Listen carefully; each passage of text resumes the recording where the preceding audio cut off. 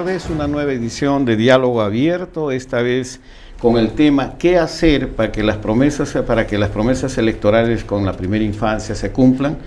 Hoy, esta tarde, estamos nuevamente con el padre Gastón Garatea, coordinador nacional del Grupo Impulsor por Inversión en la Infancia, que va a ser el coordinador de este diálogo. Está con nosotros como invitados el señor Gustavo Rodríguez, comunicador, amigo y también miembro del Grupo Impulsor de Inversión por la Infancia, el señor Juan Carlos Cortés, también amigo, miembro de este grupo y es director ejecutivo de Ciudadanos al Día.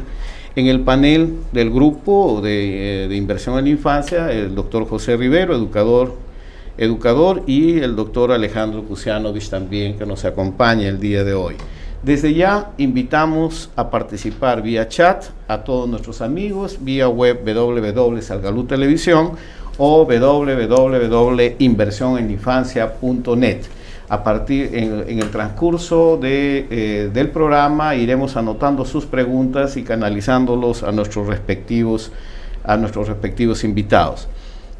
Antes de dar inicio a esto, quiero hacer mención de que está confirmada la realización del primer foro regional por la primera infancia en Puno, que se va a realizar el próximo 14 y 15 de abril, o sea, la próxima semana, en la cual se han dado cita más de 100 organizaciones, representantes de organizaciones sociales de Puno, el programa contará con este evento contará con la participación. Es más, la convocatoria ha sido hecha por la Presidencia Regional de Puno y la Asociación de Alcaldes Provinciales de Puno, en la cual han confirmado presencia los 13 alcaldes provinciales y aproximadamente 30 alcaldes distritales, junto con diferentes organizaciones que tratarán esta plataforma de acción para la primera infancia de Puno. Pensamos que este es un ejemplo importante a seguir para poder desarrollar esto. Solamente para mencionarles, antes de ir a un corte y empezar con el debate, que en Puno hay 147,000 niños menores de 5 años. La pobreza, el 60.8% de la población de Puno vive en pobreza. El promedio nacional de la pobreza es 34.8%, pero significa básicamente que por neumonía 83 niños menores de 5 años murieron en Puno entre enero y septiembre del 2010. Esperamos que esta cifra no se repita el 2011. La mortalidad infantil, la inmortalidad neonatal, 18 niños de cada 1,000 nacidos vivos mueren en Puno antes de cumplir su primer año de vida. En nutrición, se dice que por ende está en 27% de niños desnutridos menores de 5 años, pero humanizando las estadísticas estamos hablando de más de 37,000 niños nacidos vivos mueren en Puno más de 37,000 niños menores de 5 años sufren de desnutrición crónica, 72,000 niños de entre 6 y 36 meses sufren de anemia. En fin, son estos datos que muestran la importancia que tiene la realización de este primer foro, de este foro regional por la primera infancia en Puno, que esperamos realmente que ustedes puedan ser testigos de este evento. Vamos a transmitir en directo desde Puno el jueves y viernes y ustedes también podrán participar vía chat. Esperamos que este compromiso de Puno pueda ser seguido por otras regiones que decidan también hacer una convocatoria para generar una plataforma de acción por la primera infancia en sus respectivas regiones. Vamos a un corte rápido y volvemos inmediatamente con el diálogo.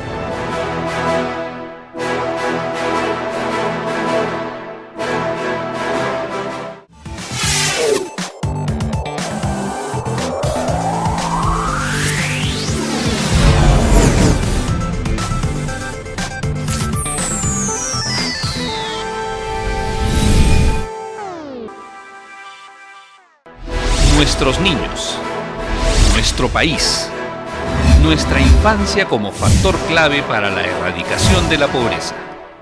Para tratar este tema, abrimos un diálogo abierto. Participa en el chat en vivo y sé parte del cambio, sin miedo a ser feliz.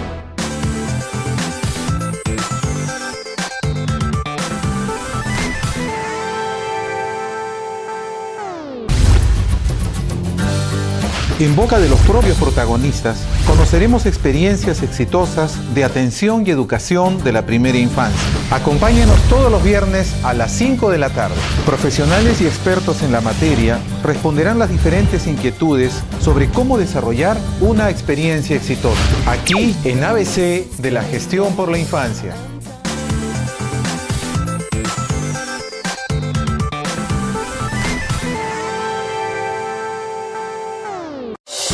Más renovado y con la objetividad de siempre.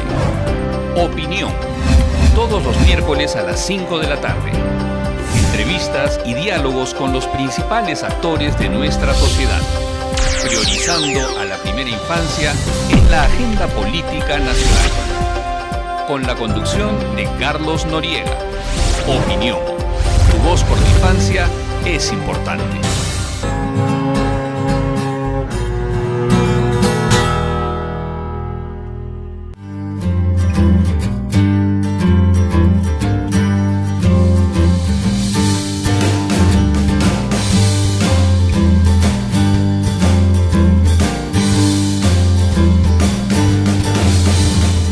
La primera infancia es la etapa determinante del resto de la vida.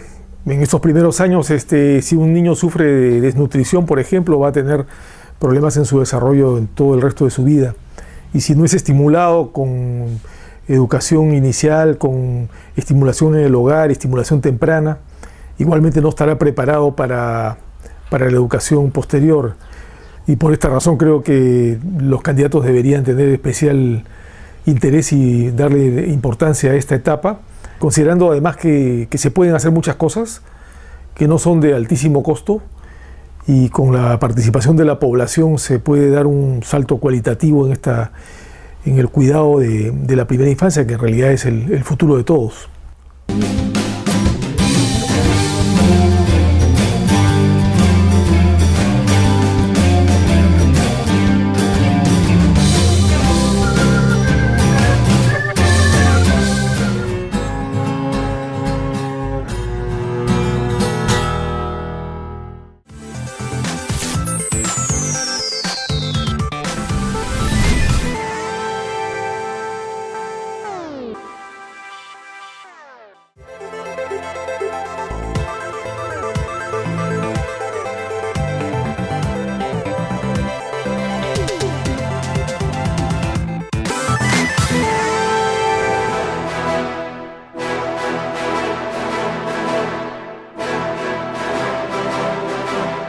Gracias a todos los amigos que ya están conectándose vía internet, Jaime y a todos los amigos que ya nos están escribiendo. Un poquito de paciencia, enseguida vamos a canalizar sus preguntas o sus comentarios. Todos los partidos políticos han incluido en sus planes de gobierno la primera infancia con alguna serie de programas. El análisis que ha hecho el grupo impulsor es que la mayoría ha incluido, lo cual es bueno. Se dice el qué, pero no se dice el cómo. Antes de empezar este debate, el Departamento de Prensa ha visto por conveniente recordarnos cuál es el panorama real de la situación de la primera infancia en el país en un pequeño informe que está en este momento a disposición de ustedes. Adelante, por favor. La primera infancia en el Perú.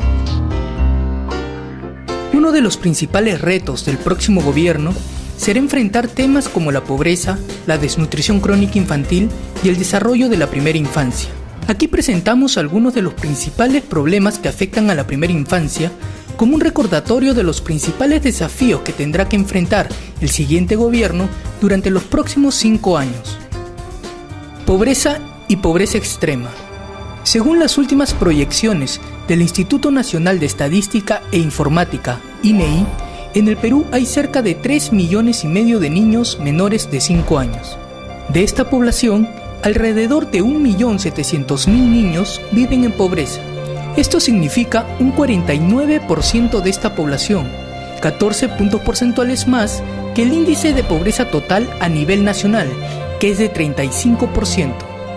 Cerca de 665.000 niños menores de 5 años viven en extrema pobreza, lo que representa un 19% de la población menor de 5 años, siendo superior a la extrema pobreza a nivel nacional, que es de 12%. Desnutrición crónica y anemia.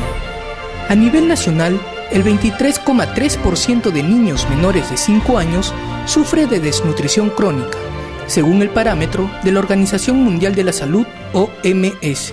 Esto significa una población de más de 750,000 niños menores de 5 años.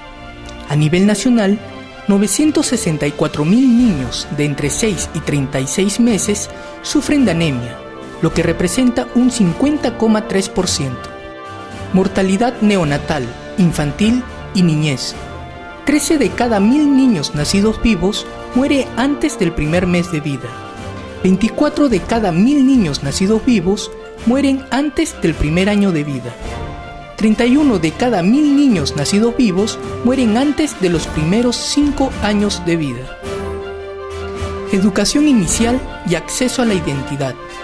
785,000 niños y niñas de 3 a 5 años no asisten a servicios de educación inicial.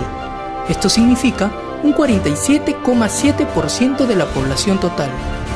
De ellos, 403,000 son niños y 382,000 son niñas, lo que representa a un 48% y un 47,4% respectivamente.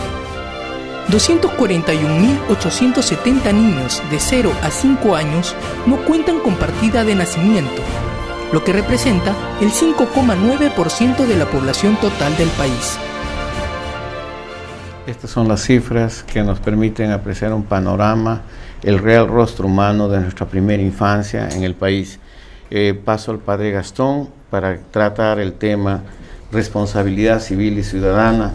¿Qué hacer para que las promesas electorales con la infancia se cumplan? Padre. Buenas tardes. El panorama que nos ha mostrado este pequeño video es realmente trágico, ¿no? Es decir, cuando uno comienza a pensar que son niños y esos niños son personas y esas personas viven en nuestro país, es una tragedia muy, muy grande, y que en estos últimos tiempos hemos tenido una especie de deformación. Porque es verdad que la desnutrición ha mejorado, pero eso no significa que esté bien, ¿no? Y falta mucho para que esté bien, y cada niño es persona, pues. Y entonces nosotros nos planteamos que la desnutrición llegue a 0. ¿Por qué? Porque no podemos dejar un 15% de excedentes que se mueran así nomás, ¿no? Entonces, ahora estamos en plena campaña electoral y hay muchas promesas ahí. Es la época de las promesas, ¿no? Y entonces la pregunta es, ¿qué hacer para que esas promesas electorales se cumplan? ¿Verdad? Aquí tenemos a los panelistas pues, de cajón acá, que son Pepe Rivera y Alejandro Kusianovich, y a 2 panelistas que vienen de fuera, que son Gustavo Rodríguez y Juan Carlos Cortés. Así que les lanzo la pregunta así, en frío, ¿qué hacer para que estas promesas se cumplan? Bueno, el tema es que yo ni siquiera veo que se esté prometiendo esto. O sea, cuando tú decías bien antes, fuera de cámara, Salvador, que cuando uno revisa la mayoría de los programas de los partidos que están en carrera, ve que ya ha incluido la primera infancia, ¿no? Al menos está escrito. Pero el tema es que después eso ni siquiera se torna en promesa en publicidad, ni en paneles, ni en vallas. Entonces, de nada sirve que se siga manteniendo en unos folios que muy poca gente ve. Y la razón está en que para los políticos y para sus analistas, las encuestas que emanan de la gente no tienen la problemática de la primera infancia, ¿no? Te hablan de inseguridad, te hablan de falta de trabajo, te hablan de corrupción. Esos son, digamos, los 3 ítems principales que salen. Entonces, los asesores te dicen, bueno, vamos a darle lo que la gente pide. El tema es, claro, ¿cómo instalamos eso en la gente para que finalmente los políticos puedan de alguna manera prometerlo, ¿no? Pero instalar esto de una manera masiva es muy caro. Desde mi punto de vista es carísimo. O sea, habría que tener un presupuesto tan grande como las grandes corporaciones que que hacen trabajo aquí. De repente aquí se trata más de un trabajo de inteligencia creativa, de identificación de líderes que puedan generar opinión con el apoyo de las redes sociales y con el concurso de algunos medios de comunicación aliados. Yo creo que esa sería la razón, ¿no? La forma, y dejo de hablar a otros para no... Sí, yo, digamos, concuerdo... Podrías pasar el micrófono. Sí, pues, perfecto.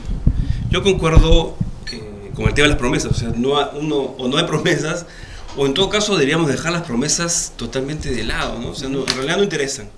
Para los efectos que nosotros queremos que esto sea un tema prioritario, que comience a hacerse cosas de a de veras, creo que esta etapa de las promesas, esta etapa de las campañas, de alguna manera habría que dejarlas de lado. Hay una experiencia bien interesante en Colombia, en Bogotá, y creo que está normativamente establecida, y es que los candidatos, cuando ganan la gobernación, la alcaldía, lo que hacen es, tienen un espacio de 100 días para establecer su plan, ya no de propuestas, sino su plan de gobierno. Creo que algo así deberíamos tomar en el caso peruano, ¿no? Es decir, de repente no va a salir por un tema normativo, pero sí de exigencia en nosotros. Y decir, bueno, tienes 90 días, 100 días, para decirnos varias cosas puntuales sobre este tema puntual. ¿Cuál va a ser el presupuesto que vas a destinar? Quizás no el de este año, porque ya está definido, pero sí el próximo año. ¿Cuál va a ser el presupuesto? En segundo lugar, ¿cuál va a ser la coordinación entre tus diferentes ministerios y entidades y programas para resolver este problema? En tercer lugar, ¿cómo vas a hacer el monitoreo de esto estadístico, ¿no? Y cómo nos vas a dar información a la ciudadanía para que la ciudadanía estemos enterados de esto. Y las metas que vas a lograr periódicamente. Y en cuarto lugar, el cómo vas a hacer la ruta. Creo que esto podría servirnos a efectos de poder, nosotros desde afuera, poder monitorear el asunto, y en segundo lugar, para que tenga un compromiso cierto y exacto de lo que tiene que realizar. Quizás, resumiendo un poco lo que yo diría es, olvidemos las promesas de hoy día y centrémonos en las propuestas concretas que tengan que hacer los candidatos, ya no los candidatos, el elegido, el electo, a partir del 28 de julio. Sí, yo me sumaría a estas dudas reales respecto a hacer caso o no a las promesas o los planes de gobierno. Los planes de gobierno son documentos devaluados a priori, en parte por la historia reciente. Los últimos presidentes de la República, lo primero que han hecho al llegar a ejercer funciones ha sido olvidarse de sus planes de gobierno en campaña. O lo contrario. O hacerlo exactamente lo contrario. Tenemos el caso de Fujimori respecto a que planteaba Vargallosa, y hay otro que... El último caso es el actual gobernante, que ha hecho un plan de gobierno distinto al que planteaba. En fin, pero ya son anécdotas. El problema es que, dada la gravedad de la situación política que tenemos, no hay una fuerza política mayoritaria. Son fuerzas políticas que disputan casi al unísono la posibilidad de ser gobierno. Quien gobierne no podrá hacer lo que quiere. Quien gobierne va a tener que llegar a consensos. Es una cosa elemental de lógica, de supervivencia como gobernante. Y para llegar a consensos va a tener que optarse por algunas áreas, algunas medidas, algunos focos donde no haya desacuerdo. Y creo que es posible pugnar porque la primera infancia sea un foco donde se logre consensos. O sea, nadie se va a oponer a que los niños, que ya no son el futuro sino el presente inmediato y urgente del país, sea priorizado. nadie se va a oponer que a estas desastrosas cifras que nos ha presentado el video original tienen que ser urgentemente asumidas para su remedio. Entonces, yo creo que tendríamos que pugnar por eso. La primera infancia como una fuerza que convoque, que logre que las fuerzas políticas hoy irreconciliablemente opuestas puedan ponerse de acuerdo en ubicarla como un eje articulador de acciones que beneficien a todos.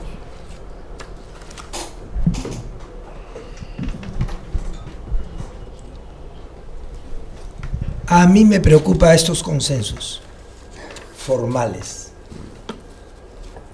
Hay una experiencia que tiene 21 años y es la Convención sobre los Derechos del Niño, que está aprobada por 189 países. Es un consenso internacional. Sin embargo, las evaluaciones que se hacen sobre el cumplimiento de esta norma, se dice la más votada, la más aplaudida, excepción hecha de Somalia y de Estados Unidos, que no la han ratificado, está en el papel. Entonces, yo tengo la impresión de que si bien podemos alegrarnos, entre comillas, de que en todos los programas y planteamientos hechos por los que aspiran a gobernar el país esté incluida la primera infancia, hay que seguir vigilantes de que esto no sea simplemente un cumplimiento formal. Me explico. La voluntad política se reduce a una especie de aparato legal y jurídico, normativo.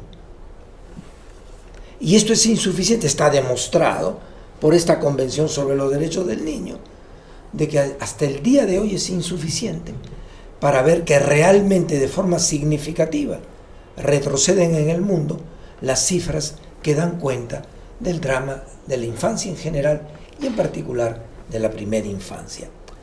Por lo tanto, a mí me parece que es importante mantener una sospecha sistemática de qué es lo que viene después. No podemos quedarnos tranquilos del hecho de que ya esté colocado ahí.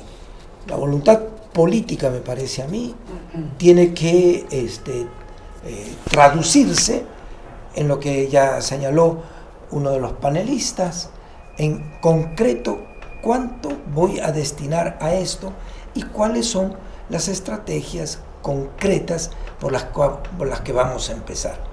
Por lo tanto, si las promesas no sabemos si son expresión de esperanza o si son expresión de una coacción hecha por las organizaciones sociales para que eso se tome en cuenta, pero no obligatoriamente para la transformación de la conciencia instalada en los dirigentes políticos para darle la prioridad que merece esta primera infancia. Bien, yo creo que hay una cosa más también ahí, y de fondo, ¿no? Que es que falta una visión más filosófica, ¿no?, que nos dé contenido a lo que se hace, ¿no? Es decir, no todos estamos conscientes de que los niños son personas, y son personas iguales a nosotros, con derechos y obligaciones. Y entonces, como los niños no votan, ¿no, verdad?, no son objeto de algo, no se les puede vender nada, porque ellos no compran, no votan, no discuten, no protestan, no queman llantas, no van a manifestaciones. Entonces, ahí hay una cosa que uno los deja de lado. Entonces, digo, los candidatos, como todos nosotros en la vida corriente, ¿no?, ¿verdad?, no se toma en serio la persona del niño. Y entonces, hemos dicho muchas veces, los niños son el futuro, pero como el futuro no se come, ¿no?, entonces se deja más. Y la vida de los peruanos es así, dejamos muchas cosas para después, y ese después no llega nunca. Entonces, el caso de los niños es bien trágico ahí, ¿no? Bien trágico porque son personas que se quedan esperando cosas de su padre, de su madre, de su gobierno, de su presidente, de su alcalde, de todo el mundo, ¿no? Pero ahí está, ¿no? Tenemos ya algunas preguntas que nos están haciendo llegar para nuestro comunicador, para Gustavo, y también para ti, Juan Carlos. Es básicamente, nuestros amigos nos preguntan, ellos quieren saber qué piensan de las encuestas actuales y qué esperan de los candidatos, sobre todo porque ellos todos utilizan el tema de infancia, y cuál es la realidad de que estos compromisos puedan ser hechos o son solamente promesa de campaña. Lo otro es que son los como Isaac Chávez dice, son conmovedoras las cifras que nos presentan, pero ¿qué podemos hacer nosotros como ciudadanos? La pregunta está con ustedes. Bueno, con respecto a qué esperar de los candidatos, yo creo que remontémonos a qué ha ocurrido en los últimos 10, 15 años y digamos que sigamos esperando lo mismo, ¿no? El país no ha cambiado tanto como se cree, ha cambiado a nivel económico, a nivel de modernización, pero no de modernidad, que es algo distinto, ¿no? No sé qué pienses tú, Juan Carlos. Sí, yo creo que, digamos, en este momento, y como ha venido la campaña, digamos, muy cercana a un circo, ¿no? Aunque el circo es más bonito, digamos, ¿no? Y lo queremos ver. Hay una cosa hay una persona que lamentablemente ha fallecido hace muy poco y digamos, a la cual estimaba yo mucho, que es Vicente Santuc. Vicente decía, y tuvo unas palabras muy prolijas y muy interesantes sobre el líder, quién es el líder, ¿no? Y creo que eso es una de las cosas que deberíamos tratar de impulsar, que el próximo presidente sea en realidad un líder, y sea un líder en ese tema también. Yo creo que debemos dejar pasar obviamente tenemos que votar el día domingo, tenemos que votar conscientemente el día domingo, pero creo que pasado esto tenemos que ponernos a pensar en estrategias mejores para que sea el nuevo presidente, digamos, de los dos que luego gane en la segunda vuelta, que sea un líder en este tema. Entonces, ¿qué estrategia tenemos que hacer? Y la primera cosa que podemos hacer los ciudadanos, creo yo, a la pregunta de Isaac, si no me equivoco, era informarnos e informar a los demás. Si nosotros hemos visto estas estadísticas y estos números, tenemos como una obligación moral de decírselas a otros que existen estas cifras y que tenemos un deber de poder de solucionarlo, que no es un problema de nosotros, que no es un problema del gobierno, que no es un problema del vecino, sino también es un problema de nosotros. Entonces, creo que el primer deber que tenemos como ciudadanos es el de informarnos e informar a los demás. Y luego hay un segundo deber, creo yo, que es el de juntarnos para poder presionar, para poder realizar exigencias al Estado, al gobierno que vaya a ser elegido. Creemos que es importante. Los consensos tienen esos problemas que decía Alejandro, ¿no? Que a veces podemos tener muchos consensos y mucho bla bla bla y pocas cosas concretas. Entonces es como pasamos a una acción mejor en esto, y eso significa el que escribamos, el que hablemos en los colegios, el que en nuestros barrios nos preocupemos porque la gente que vive en nuestros barrios no tenga un problema de pobreza extrema o pobreza. O sea, creo que tenemos que llamar un poco a la acción, porque somos también responsables de esto, no únicamente el gobierno, ¿no? Gracias. Sí. Yo tengo una idea adicional que complementa esto y tiene que ver con una estrategia de mimetización, ¿no? O sea, cuando a mí mis editoriales me han llamado y me han dicho, oye, ¿te han pirateado tu libro? Yo les digo, pues vamos a jugarles con la misma estrategia. O sea, usa los mismos canales de distribución, coordina con los mismos vendedores en la calle, o sea, ver de qué manera aproveches ese canal paralelo, ¿no? Entonces, me pregunto si una buena táctica no sería identificar aliados en el Congreso, voy a poner un ejemplo, en el Congreso, que quieran hacerse famosos con esta bandera. O sea, Barrón se hizo famoso, Javier Barrón se hizo famoso justamente desplegando la bandera de los viejitos. ¿Quién te dice que no hay figuras que quieren sobresalir justamente y necesitan que alguien les dé, toma, esta es la bandera, este es el buque, es primera infancia, nosotros te vamos a dar todo el apoyo a ti, a fulano, a mengano, no sé, a quienes puedan estar. Mientras que en paralelo se hace una campaña de presión creativa que puede dar resultados. O sea, ahora se pueden hacer muchas travesuras mediáticas con cámara escondida, llevándole en serio, se puede hacer ese tipo de cosas, las puedes después difundir por redes sociales, puedes hacer que un canal de televisión, o sea, que la magalización de la televisión nos ayude de esta manera a nosotros para causas que son más nobles, ¿no? O sea, si vemos que funcionan para ampañar futbolistas, deberían funcionar para impulsar este tipo de ideas, ¿no? Con el permiso del padre, nos están pidiendo que pasemos al corte, pero justamente nuestra audiencia está pidiendo eso. ¿Qué formas creativas tenemos para justamente plantear esta exigibilidad del cumplimiento de estas promesas? Y nos recuerdan que la mayor parte de las personas que nos están atendiendo son jóvenes, son voluntarios, son gente que quiere actuar. Entonces volvemos después del corte volviendo a esta pregunta. Gracias.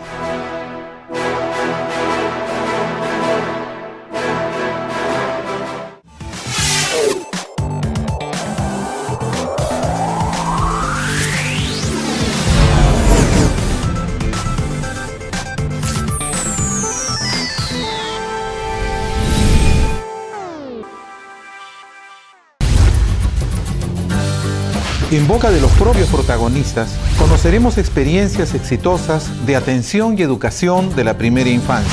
Acompáñenos todos los viernes a las 5 de la tarde. Profesionales y expertos en la materia responderán las diferentes inquietudes sobre cómo desarrollar una experiencia exitosa. Aquí en ABC de la Gestión por la Infancia.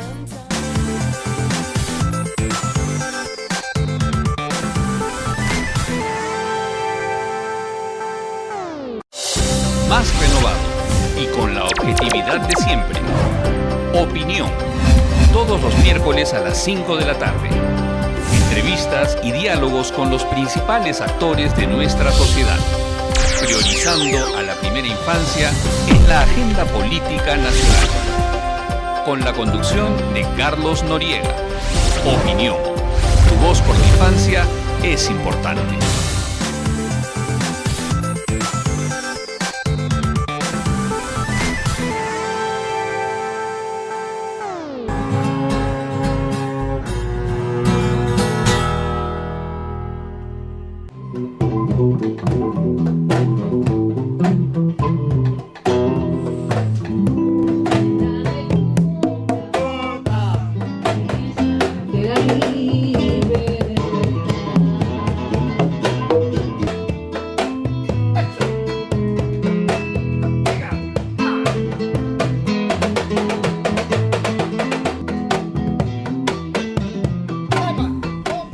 Yo quisiera contarles que en este verano salí una tarde a caminar cuando los niños y jóvenes subían de la playa y ver que estos niños orinaban en cualquier parte, rompían las plantas, echaban la basura por donde sea.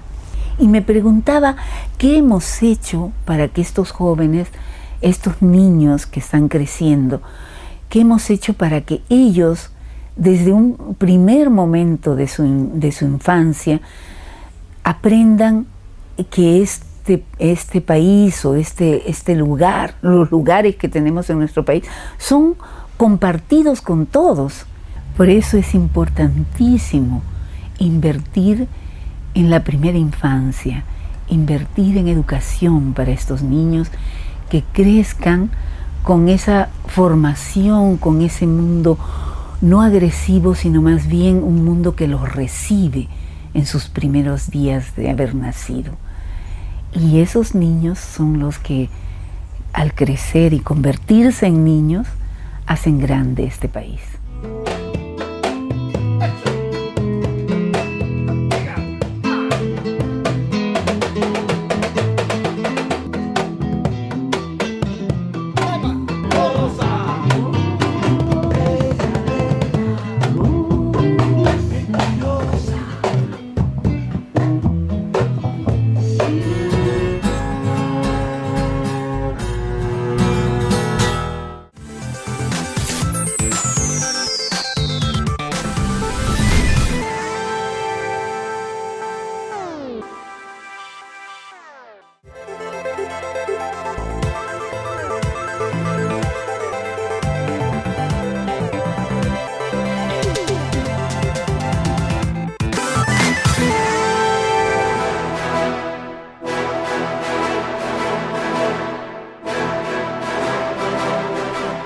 Gracias, estamos nuevamente de vuelta y justamente provocados por la última pregunta de qué podemos hacer como ciudadanos. Nuestro departamento de prensa hizo esta misma pregunta en la calle a los ciudadanos para saber, ¿entendió usted realmente la propuesta de los candidatos para luchar contra la pobreza y mejorar la situación de la infancia? ¿Qué piensa de esto? Veamos este reportaje, ¿no lo tenemos pronto? Perfecto, entonces podemos pasar a la pregunta, padre, que estaban la última pregunta, que era sobre estas ideas creativas de cómo poder participar la población más directamente en el cumplimiento de estas promesas. Padre.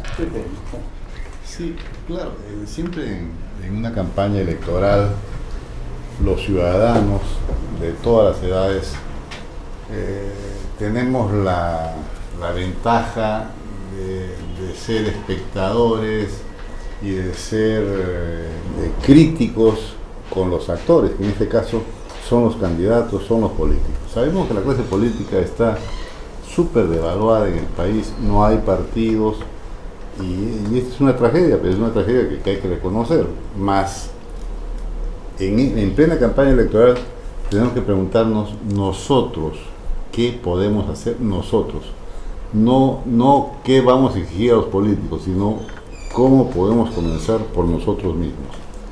Y hay un tema crucial. ¿Qué entendemos por niño?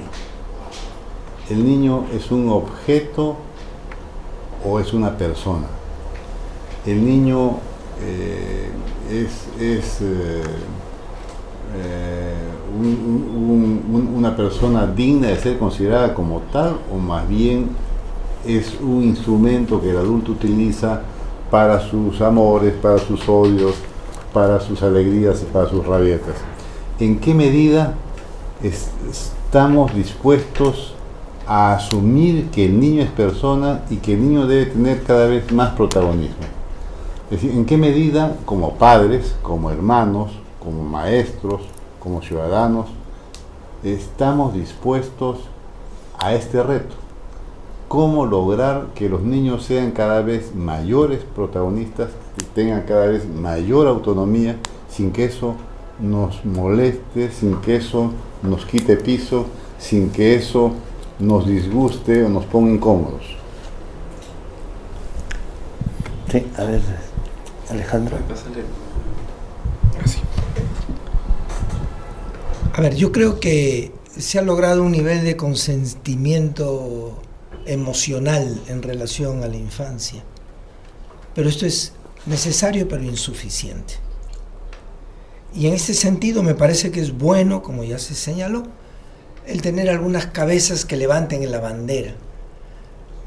Pero tendríamos que preguntarnos cuántos de mi promoción, a los que abanderó el congresista de entonces, realmente están convencidos de que esta es parte de una lucha en la que hay que continuar, etc.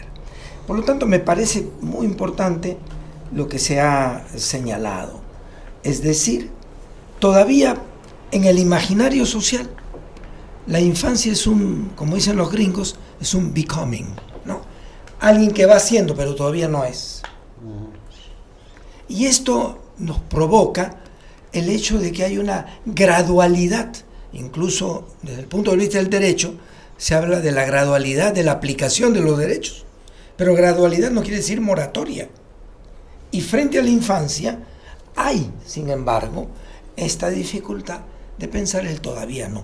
Entonces, me parece fundamental que si nosotros tocamos el tema de infancia, inmediatamente estamos tocando el tema de una sociedad todavía adultocéntrica.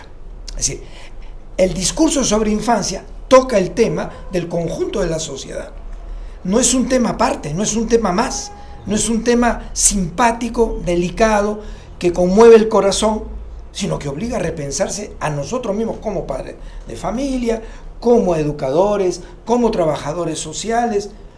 Y por lo tanto, y esto me parece interesante de algunas organizaciones, es que si no hay organización social que exigir no quiere decir reclamar simplemente al Estado, sino que se exija al conjunto de la sociedad de ser coherente con lo que ha votado, con lo que ha aprobado, me parece que nos quedamos a mitad de camino, aunque pudiéramos tener propuestas que incluso son más concretas, que incluso son mucho más precisas. Entonces, por ahí me parece que el tema no es garantizar la continuidad en el periodo político, porque esa continuidad de 10 o 15 años, como ya se señaló, ha producido esas cifras que nos acaban de dar. Entonces, ¿de qué se trata? No basta entonces que hay que garantizar crecimiento, sino que hay que preguntarse la dirección a la que va a parar el resultado de ese crecimiento. Y ahí la infancia creo que tiene que ocupar un plano fundamental. Tengo preguntas para usted, padre, y para el grupo de panelistas que está llegando. Cristina dice, yo las leo, ustedes de acuerdo a esto, por favor, más. Cristina dice, ya es difícil que los candidatos una vez elegidos cumplan sus promesas. ¿Cómo controlar que cumplan las correspondientes a primera infancia? ¿Es realmente una prioridad para ellos? ¿Lo saben? ¿Lo sienten? Esa es la pregunta que está haciendo Cristina, y dice que si Gustavo y Juan Carlos podrían explorar un poco esto. Elvira Goizueta, Elvira, saludos, de Puno, es nuestra representante de inversión en la infancia en Puno, que está organizando el foro regional. Saluda al padre Gastón y menciona y recuerda, con respecto a las promesas de los candidatos, pienso que poco o nada podrán hacer durante el primer año de su mandato, en razón de que el presupuesto se elaboró en la gestión anterior. Sí. Que esto habría que tener en cuenta. ¿No le parece, padre, que tendríamos que recordarles las promesas cuando estén en proceso de elaboración del presupuesto para el periodo siguiente y comprometerlos a que realmente las cumplan? Y la tercera pregunta, bueno, felicitaciones Gustavo, Juan Carlos, qué buena idea Gustavo, eso, de salir, pero pregunta también Gabo, debe ser Gabriel, nuestro Gabo, dice, ¿qué realmente significa en términos del presupuesto nacional esta propuesta de invertir en la infancia? ¿Qué significa? O sea, ¿cuánto vale cuál es el costo de esta inversión en la infancia? ¿Que alguien lo sabe? Bueno, esas son las 4 grandes preguntas. Vale. Muy bien, a ver. Yo le haría una adición a la propuesta de Gustavo. Digamos, que eso no sea, digamos, te doy la propuesta, sino es un contrato. Ajá. Mejor todavía. ¿No? El contrato significa nosotros nos comprometemos a difundir que tú estás liderando esto o quieres liderar esto, pero eso sí, lo haces considerado. Y eso significa A, B, C, D y E. Proyecto tal, fiscalización tal, levantar tal tema, hacer tal cosa y hacer la otra cosa. Entonces, de tal manera que no va a pasar, digamos, como la persona que fue mencionada, que de alguna manera lo usaba como catapulta política, ¿no? Y digamos, para ser votado en eso. Sino eso es un compromiso de veras. Entonces, creo que una cosa así podría servir con 3, 4 congresistas, y yo creo que habría que trabajar mucho con el Ejecutivo, ¿no? Que, digamos, finalmente es el que tiene plata. ¿Cuánto presupuesto hay? Yo creo que no tenemos que esperar el próximo año para esto, ¿eh? Yo creo que si bien vamos a poder pensar que este gobierno, el gobierno que salga, va a hacer su presupuesto el próximo año, además ya viene, ya desde mayo o abril comienza ya la elaboración del presupuesto. Si nosotros vemos el presupuesto que puede haber en las diferentes entidades, porque no es una sola la que tenga que ver con el asunto, desde el tema de desayuno, Oasis, Ministerio del PROMU, de los diferentes OPs de los ministerios, gobiernos regionales, gobiernos locales, vamos a hablar de un presupuesto bien importante.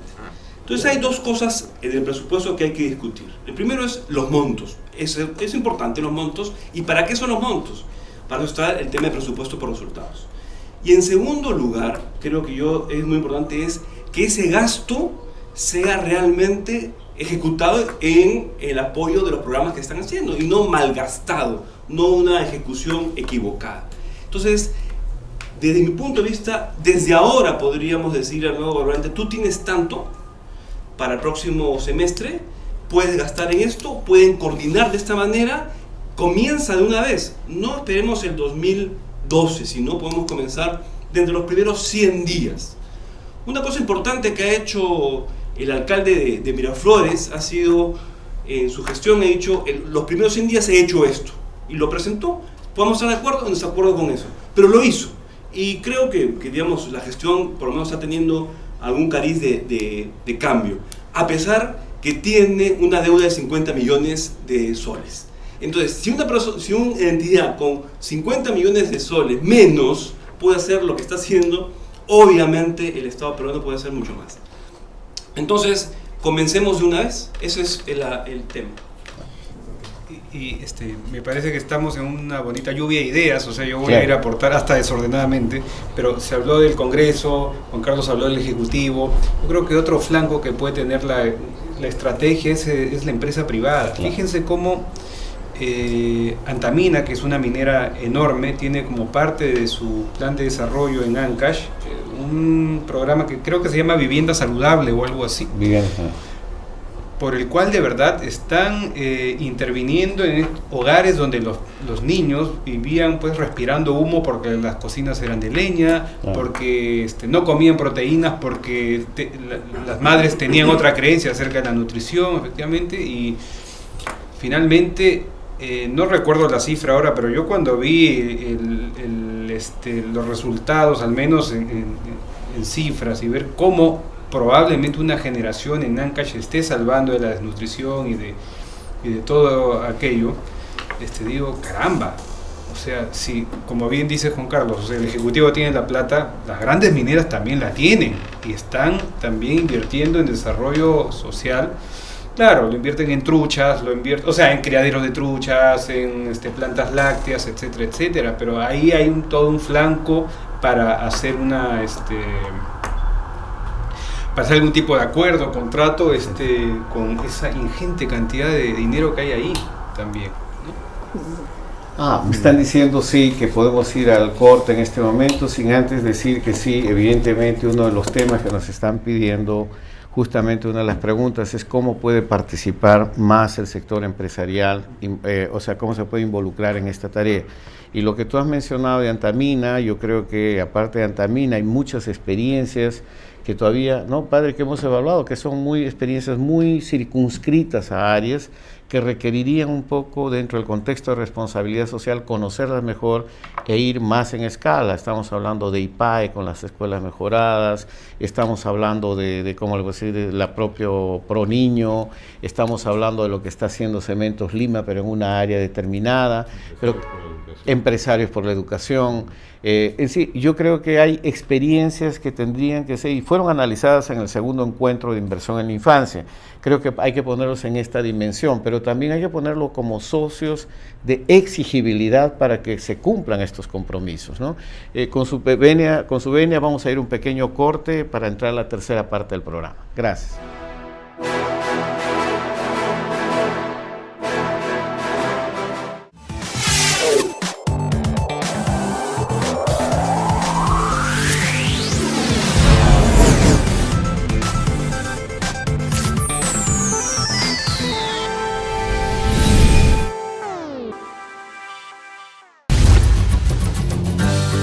En boca de los propios protagonistas, conoceremos experiencias exitosas de atención y educación de la primera infancia.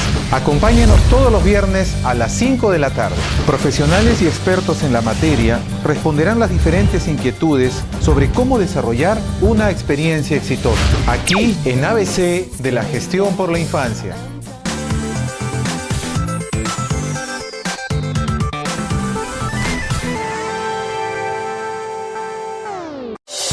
Más renovado y con la objetividad de siempre. Opinión. Todos los miércoles a las 5 de la tarde. Entrevistas y diálogos con los principales actores de nuestra sociedad. Priorizando a la primera infancia en la agenda política nacional. Con la conducción de Carlos Noriega. Opinión. Tu voz por la infancia es importante.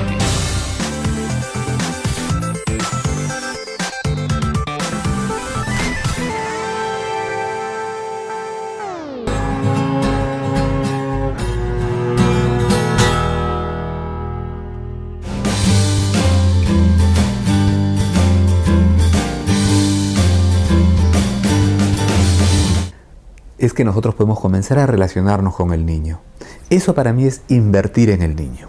Invertir tiempo, invertir actitud para poder trabajar con él. Lo otro, lo de la voluntad política, ya sabemos que sin ella poco podemos hacer. Muchos gobiernos se llenan la boca, ¿no? Llenan las pantallas de televisión, sus libros y publicaciones lujosas, que solamente leen ellos y sus entendidos, si es que las leen, en donde proclaman sus logros, en donde proclaman que ellos piensan pues como el más sabio que haya por ahí en la humanidad, ¿no? Y claro, ellos firman cosas grandilocuentes, que están muy bien, que son inobjetables, pero ¿cuánto hacen para que eso se convierta en realidad? ¿No? Reparten computadoras y hablan de que ya llegamos al siglo XXI. Fantástico, pero resulta que en ese pueblo de pronto no hay luz, ¿no? Resulta que de pronto esa computadora un tiempo después ya no sirve, y entonces falta investigar más, y sobre todo falta una voluntad real, no una utilización del niño. A mí me enerva mucho esa utilización de los niños. Creo que eso es traicionar lo más hondo, lo más respetable, lo más noble que podemos tener cada uno de nosotros. Niños o adultos, esa pureza que tenemos dentro nuestro, yo creo que tiene que ver con el saber ser niño.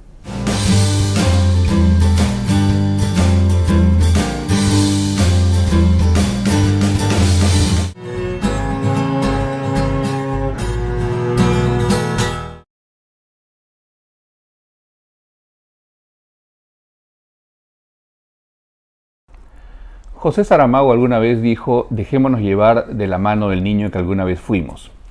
Y Nietzsche nos sugería hacer las cosas con la seriedad que ponen los niños al jugar. Quizás no vamos a ser muy serios, quizás tampoco vamos a jugar mucho, pero sí vamos a investigar un poco en la infancia de personajes importantes de nuestra sociedad, de nuestra cultura, de nuestro país, para conocer un poco el niño que ellos fueron, la niña que ellos fueron.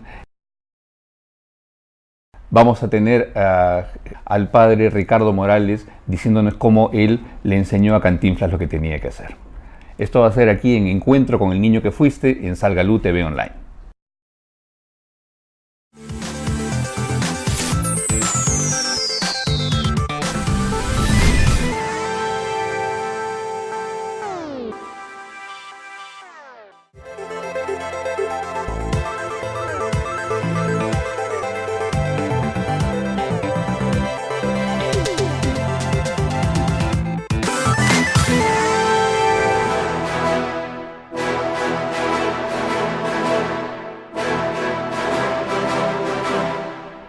Empezamos con la tercera secuencia de este programa y vamos ahora sí con el video prometido, la encuesta que hicimos en la calle. ¿Entendió usted la propuesta de los candidatos para luchar contra la pobreza y mejorar la situación de la infancia? Veamos qué nos dice la gente. Gracias.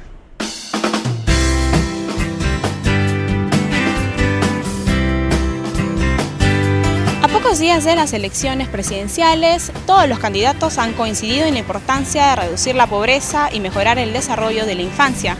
Pero, ¿a usted le queda claro las propuestas de los candidatos? Ellos quieren dar apoyo más en la educación, quieren poner aulas más sofisticadas, darle más presupuesto a la educación y en el caso de los profesores aumentarle los sueldos y a los niños darle desayunos y almuerzos saludables, obviamente.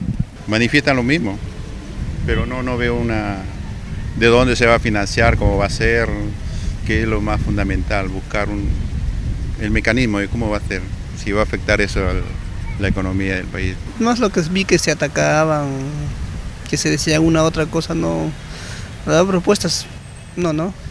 Bueno, yo me pareció bueno que tienen todos los candidatos buenas propuestas, pero no dieron cómo van a llegar a los niños más pobres del Perú. O sea, ¿cómo van a reducir la pobreza? ¿Qué mecanismos van a tomar? Bueno, lo que he entendido es que van a incrementar van a aumentar los empleos, ¿no? Se van a incrementar la capacidad laboral se va a incrementar el salario básico que mencionan en su mayoría, ¿no? de los candidatos.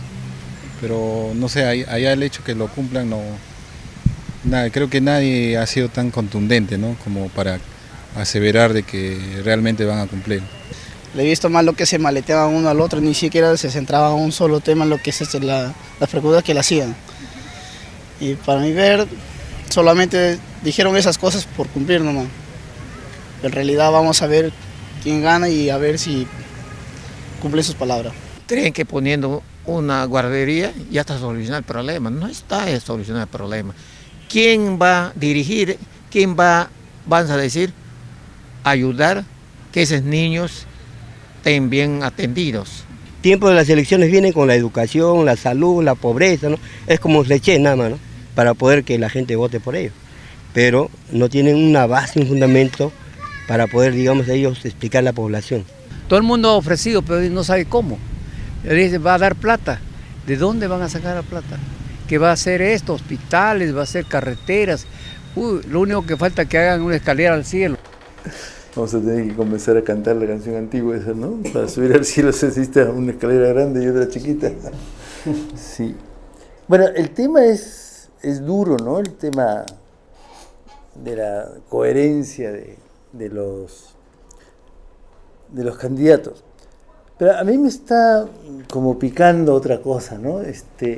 Uno ve que los candidatos tienen que hacer sus cosas, que los empresarios tienen que hacer otra cosa, pero nos estamos desaprovechando algo que este grupo de inversión en la infancia puede proporcionar a mucha gente, que es los datos del Infobarómetro. Nosotros estamos en condiciones de decir de muchas partes del Perú cuántos niños desnutridos hay, cuántas cosas, y decírsela a los alcaldes, a estas autoridades que están cercanas y que pueden trabajar y que pueden averiguar. Si uno les dice el 80% de los niños está desnutrido, los mata. No sé cómo decirlo. Pero si uno le dice en tu distrito hay 32 niños desnutridos y que tú los puedes ubicar, están 6 en tal calle y 6 en la otra, la cosa es diferente, es mucho más accesible a la solución. Y esto se puede decir, digamos, a los presidentes regionales, a los alcaldes provinciales y a los alcaldes locales, a los alcaldes de villorrios muy, muy chiquitos, sobre todo en la sierra, donde están muy alejados unos de otros, ¿no? Creo que en ese sentido hay que apoyar estas iniciativas y pedirle a los presidentes regionales que ellos lideran esto, porque son los líderes elegidos hace poco, ¿no? Y más cercanos, más conocidos por la gente. Porque las otras cosas, pues un candidato pasado ha dicho un discurso en una plaza de armas y después se han ido a otro. Y ahora que hay avión, vamos a una velocidad impresionante, ¿no? ¿Verdad? Y han hecho 3 mítines en 3 departamentos diferentes y no necesariamente en departamentos juntos, ¿no? Sino se han saltado de la costa a la selva, todo eso. Entonces creo que en ese sentido me parece que el grupo de inversión en la infancia tiene ahora una herramienta que ofrecer y ofrecérsela a todos, ¿verdad? Para que puedan, digamos, tener al alcance de su mano la acción para justamente luchar contra la pobreza y sobre todo la pobreza de los niños, ¿no? No sé si quiero pasarte. Digamos, de ideas, ¿no? Lo bueno de esta mesa es que aparecen las ideas y aparecen las ideas interesantísimas, ¿no? Como la que acaba de señalar el padre, ¿no? Y eso lleva a otras ideas, ¿no? Y yo estaba pensando que de repente lo que queremos hacer a propósito del grupo es una suerte de campaña. El primer día que, digamos, 29 de julio de este año, y sacamos una campaña que diga: señor presidente, tiene 99 días para informar qué hizo usted por la primera infancia. Al día siguiente, 98 días para, ¿no? En tal manera que llegamos a un día 100 donde de alguna manera de repente podemos presionar para que diga exactamente qué hizo por la primera infancia. Por lo menos podría ser, no sé si digamos, el especialista tendría que decirnos si puede funcionar o no puede funcionar, ¿no? Entonces, y yo, digamos, diría también por último que debemos sí reconocer que hay cosas importantes que ya se están haciendo en el país, se han dicho algunas de ellas. Yo tengo la suerte de presidir Ciudadanos al Día y ver el tema de buenas prácticas en gestión pública. Ya se están haciendo cosas buenas y muy buenas con respecto al tema de pobreza, con respecto al tema de inclusión social, con respecto a diversos temas que van directamente o indirectamente a preferir el tema de primera infancia. Entonces creo que eso hay que aprender, ¿no? Porque nos olvidamos a veces de aprender de lo que ya han caminado los otros. Y por último, rescatar una cosa que ha señalado el padre Gastón hace un momento, ¿no? No son estadísticas, ¿no? O sea, son personas. Y las personas que están en pobreza tienen apellido, tienen nombre, y debemos preocuparnos por cada uno de esos nombres, ¿no? Bueno, yo tengo la oportunidad de unir dos conceptos que he escuchado tanto del padre Gastón como de Juan Carlos, y es que yo hace unos años participé de una campaña que usaba tanto las herramientas como la amenaza amable, ¿no? De qué va a ser tu autoridad. Y fue para el cambio climático en el Valle del Mantaro. Lo que hacíamos era tener la campaña lista que decía más o menos eso, ¿qué va a hacer tu alcalde con respecto a esta problemática? De forma creativa era, ¿no? Pero en paralelo se le decía al alcalde, oye, vamos a lanzar esta campaña, pero tranquilo, o sea, cuando vaya la gente a preguntarte, escuches que en la radio no empiezan a pitear, no, acá te damos las herramientas para que salgas bien librado, y es más, te adelantes. Es decir, entonces algo así podría hacerse en este caso, ¿no? Yo creo que es una forma inteligente de hacerlo. Y otra cosa previa a eso, obviamente, yo creo que tenemos que traducir el lenguaje técnico al lenguaje emocional, al lenguaje ese que se pega en la oreja, ¿no? Decir primera infancia está bien técnicamente, pero de repente hay que ver de qué manera se busca otra forma, no sé, de 0 a 5 con ahínco, no sé, saldrán cosas más creativas seguramente, ¿no? Sí. Padre, justamente aquí dicen, ahí primero, María dice, excelente intervención, Juan Carlos, y Cristina dice, no se animan todos los involucrados a trabajar, por ejemplo, Gustavo que firme un pacto, y se ríe, para realizar de inmediatamente el spot que marque la pauta, dice que firme un pacto, te invitan. Por el otro lado, Luis John Top nos dice, lo primero, la infancia.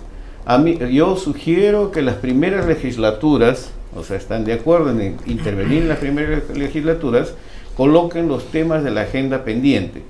Y creo que es importante lograr un movimiento que exija y visibilice la primera infancia. No hay otra manera. Son los 3 comentarios que han llegado para ustedes. ¿Se padre?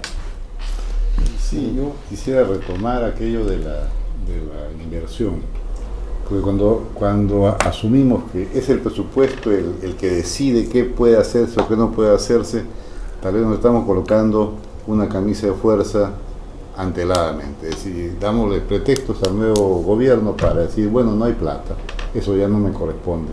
Y no, hay dinero si hay voluntad política, si hay deseos y si hay coincidencia en darle a este grupo etario la prioridad absoluta en el país.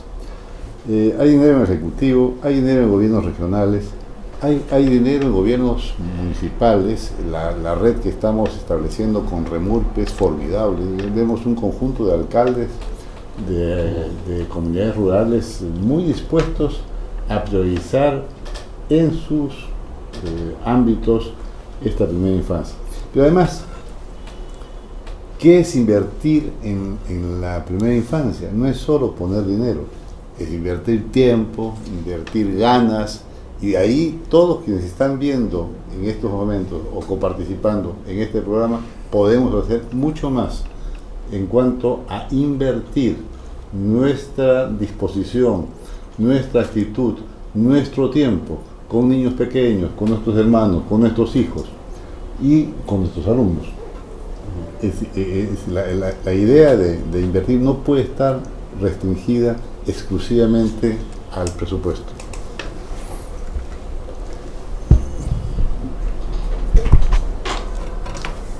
A mí me parece que es muy importante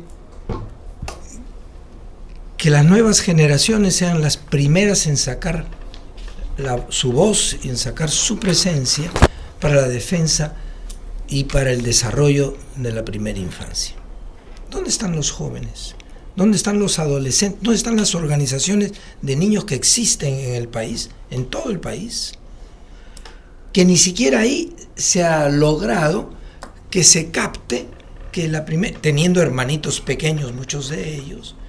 Entonces, para mí es fundamental un trabajo pedagógico, educativo, sensibilizador, con jóvenes y sus organizaciones y con niños y adolescentes que ya no son de 0 a 4 años, sino que son un poco más grandecitos. Una segunda cuestión que me parece clave es el hecho de que tenemos que evitar una saturación de datos. Me explico. Los datos suelen más bien parecer que es una manera de agredir, como muy bien señalabas tú, que se asusta la autoridad cuando dice tienes el 40% de tus niños desnutridos, ya como que te estoy insultando. No, yo creo que lo importante es la lectura que se haga es para imaginar maneras de responder. Es una manera, no la fundamental, sino indicativa, para poder crear conciencia ética y responsabilidad política frente a esto. Y un tercer elemento que me parece clave es cómo se está manejando la experiencia del presupuesto participativo. Nosotros tenemos experiencia de chicos menores, digamos, adolescentes o púberes, que participan en sus municipios o en sus gobiernos regionales, puedo citar el caso de Ica, entre otros, o de Piura, donde el debate por el presupuesto participativo no es simplemente colgar en un poste un anuncio en que se dice para la tal fecha vengan al presupuesto participativo de la municipalidad, sino qué capacidad hay de promover una conciencia de que mucho de lo que va a hacer la autoridad va a tener que ver con la participación de las propias criaturas, ahí donde se decide no el destino del dinero, sino las nuevas propuestas de desarrollo para la ciudad o para el campo. Entonces, esos elementos creo que juntan un elemento final que es cómo se trabaja con madres de familia. Lo digo, anoche yo he recibido una llamada de Belén en Iquitos. Un niño de 2 años se ha ahogado porque ha subido el agua. Entonces, diciendo con los muchachos, ¿qué hacemos? Dijeron, vamos a hacer una campaña, a organizar en cada punta del barrio de Belén a las mamás, a las familias que tienen niños pequeñitos, para conseguir chalecos flotantes, para que ningún niño, si se nos cae, se nos vaya a ahogar. Parece una cuestión un poco asistencialista, pero perdón, los candidatos han hablado de mochilas, y han hablado de zapatos, y han hablado de pantalones. No obligatoriamente eso es asistencialismo, yo diría. Cuando esto parte de la iniciativa de la misma población y de aquellos que lo están sufriendo mucho más de cerca. Para mí entonces sí es importante esta cultura ciudadana, pasa por una cultura de presencia con propuestas en instancias ya establecidas. No hace falta nuevas normas y nuevas leyes. El presupuesto participativo es una buena plataforma, insuficientemente utilizada por la población, y más todavía por la población infantil. Pero ha sido también mañosamente utilizado, ¿verdad? Yo de eso sí sé, porque yo estuve en la creación de eso, con Nelson Schack, ¿no? Y copiamos el modelo brasileño de Porto Alegre, y realmente lanzamos esto y con mucho éxito en algunos lugares, y con una maña de los politiqueros terribles, ¿no? Si yo dejo de anunciar el presupuesto participativo y llamo a mis amigos, para que mis amigos me propongan qué es lo que tienen que hacer, y a mis amigos les hago sacar tal obra y después ellos me tienen que pagar a mí. Entonces, yo creo que esta es una cosa terrible de lo mal que hemos hecho las cosas y la poca vigilancia que hemos tenido en el país sobre un tema que era bueno, ¿no?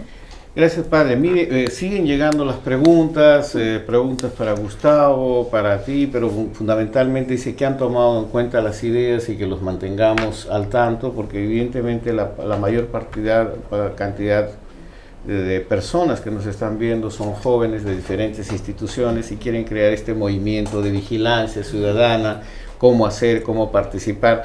Estoy seguro que las ideas que se han tratado aquí de alguna forma van a ser analizadas por el grupo impulsor y seguramente trataremos de tener algunas propuestas para ustedes en los próximos días. Por lo tanto, yo por mi parte dejo al padre para palabras finales, algún comentario final de parte de ustedes.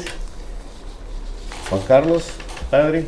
No, yo creo que hay que agradecer la sintonía de la gente que está viendo, y es una sintonía activa, ¿verdad? Porque la gente pregunta y quiere decir que se está entendiendo y que se están planteando los temas importantes que nosotros vemos aquí. Y agradecerle a nuestros invitados, ¿verdad? Por este aporte y aporte significativo, y por todos los miembros del panel también. Y esperamos que seguir adelante en esta cosa de que es lucha, ¿no? Que esto no nos van a regalar, ¿no? Esto hay que conquistarlo. Hay que conquistarlo con participación. Muchas gracias. Yo lo que quiero mencionarles es de que quiero recordarles que el próximo 14 y 15, jueves y viernes 14 y 15 de abril, estaremos transmitiendo en directo desde Puno el primer foro regional sobre la primera infancia, en la cual esperamos contar con también, estará el chat abierto, estarán las preguntas de ustedes para poder incorporarlas en el diálogo que se va a desarrollar allá. Invitamos particularmente a los amigos de Puno para que puedan sintonizar www.inversioneninfancia.net. Y por el otro lado les queremos pedir a los que nos están escuchando hoy, si hay alguna otra persona que no ha podido ver el programa el día de hoy, por favor pasen la voz. Este programa se repite mañana a las 11 de la mañana. Y finalmente reiterar nuestro agradecimiento a la Fundación Bernard Van Leer de Holanda, que es quien nos permite realizar este movimiento de inversión en la infancia y particularmente Salgalú TV, y por supuesto a Fundación Telefónica, que nos está ayudando con darnos las líneas dedicadas para poder llegar a ustedes hasta sus hogares con estas transmisiones. Gracias, con diálogo abierto entonces.